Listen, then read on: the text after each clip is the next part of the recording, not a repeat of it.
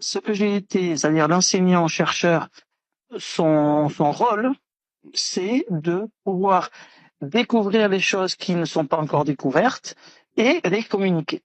Et c'est ce que j'ai fait. Là, depuis, après avoir été donc enseignant-chercheur et docteur en droit et docteur ès lettres, je suis devenu avocat. Et en tant qu'avocat, j'ai été obligé de regarder si la loi, si le droit était respecté.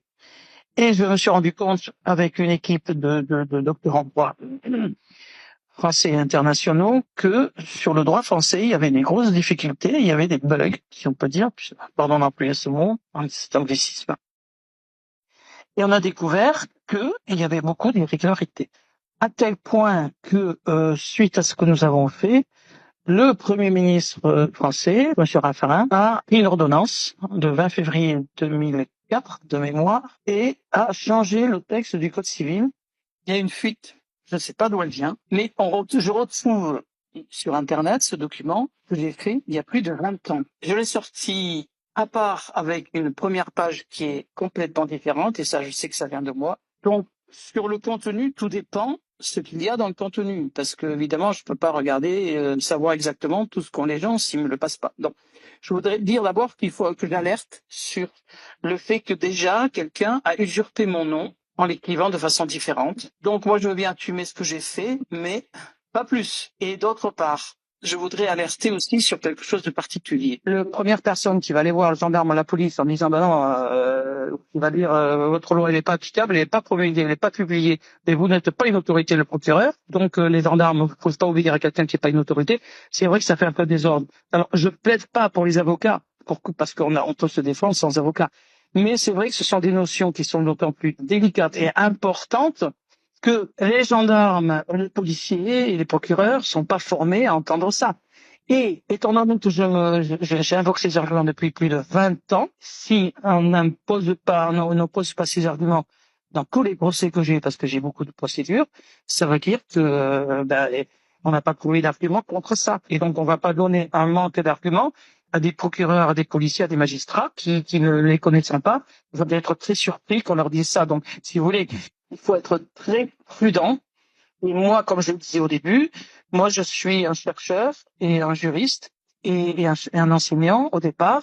Après, je suis un praticien du droit. Mais c'est vrai que comme ce sont des éléments qui sont faits, et je ne suis pas le seul à avoir travaillé sur ces sujets, par une équipe de juristes de très haut niveau, je parle pas de moi, je parle des autres avec qui j'ai travaillé, c'est pas évident pour quelqu'un qui n'est pas du métier et qui n'a pas eu cette formation, qui n'a pas travaillé ce sujet-là, de pouvoir évoquer ça.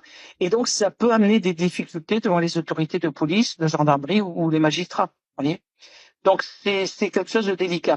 Donc, moi, ce que je conseille, les travaux que j'ai faits, ce que j'ai fait avec la première page que j'ai fait, j'ai actualisé il y a quelque temps, je dirais que c'est officiel, tout le monde peut les utiliser, mais avec prudence, parce que on a un système judiciaire dont moi je dis preuve à l'appui depuis 20 ans que il y a des défauts, des manques de légalité, mais quand vous dites ça et que vous êtes en contrôle de gendarmerie ou en garde à vue, c'est pas évident que ça puisse se passer dans les meilleures conditions juridiques intellectuelles.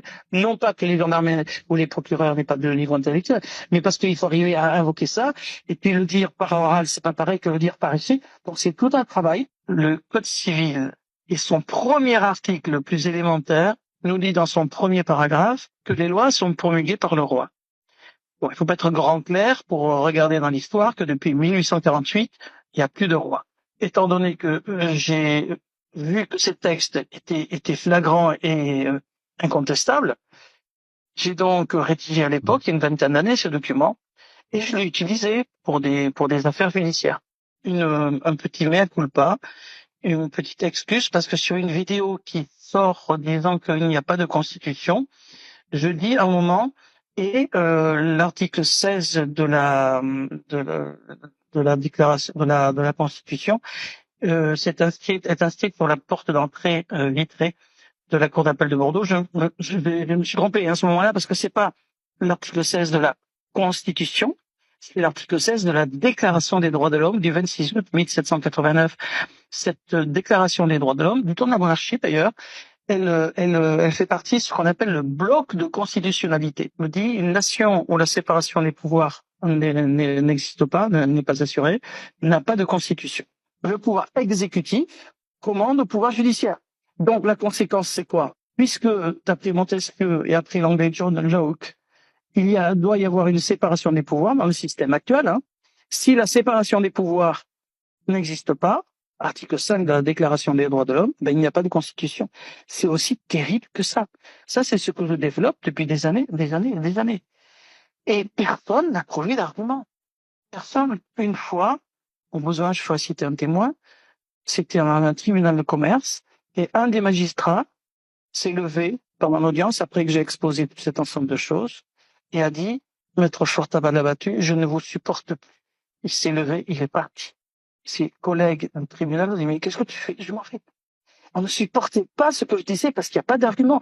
Et c'est vrai que, moi je ne suis pas anarchiste, mais c'est vrai que c'est terrible ce qui se passe. Ça veut dire qu'il n'y a pas de constitution en France. Même la Cour européenne des droits de l'homme, dans deux décisions très importantes. Une décision, Medvedev contre France. Medvedev, pas l'ancien président russe, hein. Medvedev contre France a dit que le pouvoir, les procureurs n'étaient pas une autorité judiciaire. Et dans un autre arrêt concernant une avocate, Maître Moulin, la Cour européenne des droits de l'homme, a dit la même chose. Donc, moi, je viens parler de tous ces domaines, URSAF, crédit agricole, sur lesquels il y a des difficultés, les promulgations, les publications. Il y a des problèmes sur la promulgation, mais aussi sur la publication. Et ensuite, sur les poursuites en matière pénale, mais aussi en matière civile, eh bien, il faut que le procureur soit une autorité judiciaire, ce qu'il n'est pas. Et si on nous dit que le procureur actuel, en vertu de l'article 5 du statut de la magistrature du 22 décembre 1958, est une autorité judiciaire, c'est encore pire. Ça veut dire qu'il n'y a pas de constitution en France. Donc tout ça sont des éléments que je développe depuis très longtemps et je suis très content que des gens s'y intéressent, mais ce sont des éléments qu'il faut manier avec précaution. Je suis content que ces travaux que j'ai faits, mais avec une équipe derrière, bien sûr, aient permis d'avancer, mais ce sont des sujets très vastes. Mais pour revenir à ce que je disais tout à l'heure, donc moi c'est le conseil que je donne, ne partez pas n'importe comment. Vous savez, quoi qu'on pense sur les croisades, moi j'ai mon point de vue. Quand il y a eu le début des croisades, il y a des gens qui sont partis, la sœur au fusil, les croisades des gueux, je crois que ça s'appelle, et sont partis, mais sans préparation, et sont tombés dans la famine, voilà, et ça a été un échec. Et après, ce sont les spécialistes qui sont partis, et là, c'était différent. Donc, je veux dire par là, attention, partir avec des éléments qui sont valables et avec des intervenants qui puissent le faire au mieux. Donc, je résume très succinctement. J'assume totalement tout ce que j'ai dit. Et j'attends qu'on me dise les preuves contraires. Par contre, ça met le système tellement à plat que c'est très compliqué. Et c'est pourquoi je vous conseille de prendre un avocat, quel qu'il soit. On n'a pas que moi, hein, bien sûr que non. Et moi, je donnerai aux avocats qui me contacteront là-dessus les éléments que j'ai pour essayer d'avancer dans le domaine qui sera demandé. Voilà.